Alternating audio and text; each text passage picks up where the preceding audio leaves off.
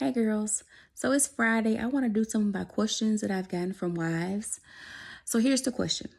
She said, when I first started dating this guy, I thought he was everything. I admire him so much. Everything was so fun. But now that we're married, he's starting to feel like he's not enough for me. Now, I think this is a great question. So many wives that I've talked to have experienced this, and I experienced it myself, but don't tell Craft.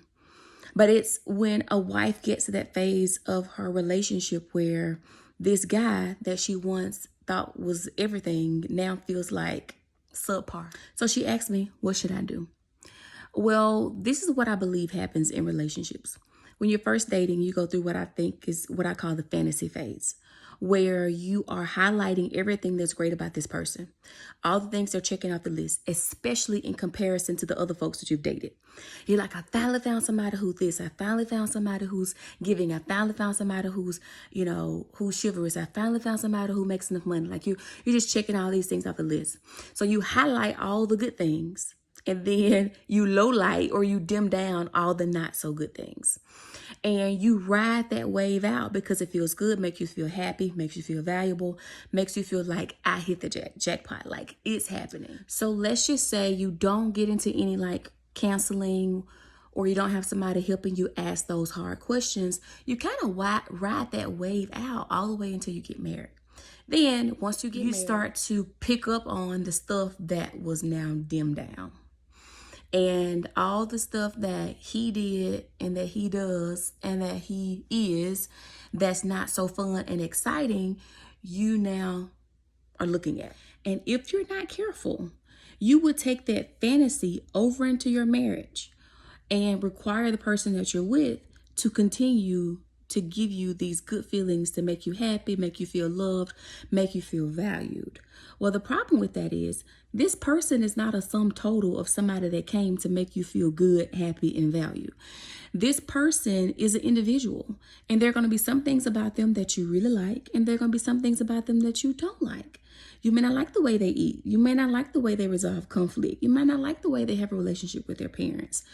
But nevertheless, you chose them. And so this is the nitty-gritty of marriage, the nitty-gritty of relationships, where you have to choose to celebrate and understand and get to know somebody even when you don't necessarily agree and like what they're doing.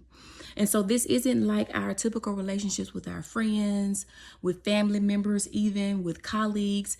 If they start to do too many things that we really don't like, we cut them off.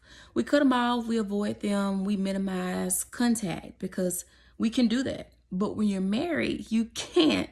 And so you're constantly coming face to face with this thing that you don't like, this attitude that you disagree with, this value system that you would never do. And it's challenging. It's tough.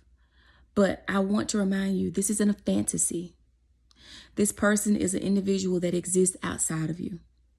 And marriage gives us the beautiful opportunity of learning how to love and celebrate someone, even when we don't necessarily agree with them. Now is the time.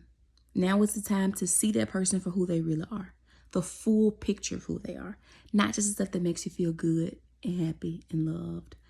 Now is the time to show them that I love you even when I disagree with you. Now is the time to show them that I value you even when we're different. And if you can't make it past this threshold, then that is the end of your relationship. I want to stress that. If you cannot make it past the point, pull yourself to learn how to love a person in disagreement, how to celebrate a person in differences, that is the end of your relationship. All right, well, I have loved answering this question. If you have any questions, especially questions that came from this question, go ahead and send them to me. I have a list of questions that I haven't gotten to, but if you send me your question, I'll add it to the list and we'll discuss it. Well, I hope you have a good Friday. Let's chat again soon.